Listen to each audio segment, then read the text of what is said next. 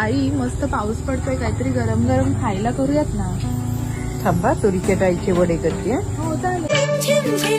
पाऊस खारा तर मन फुलवून जाते.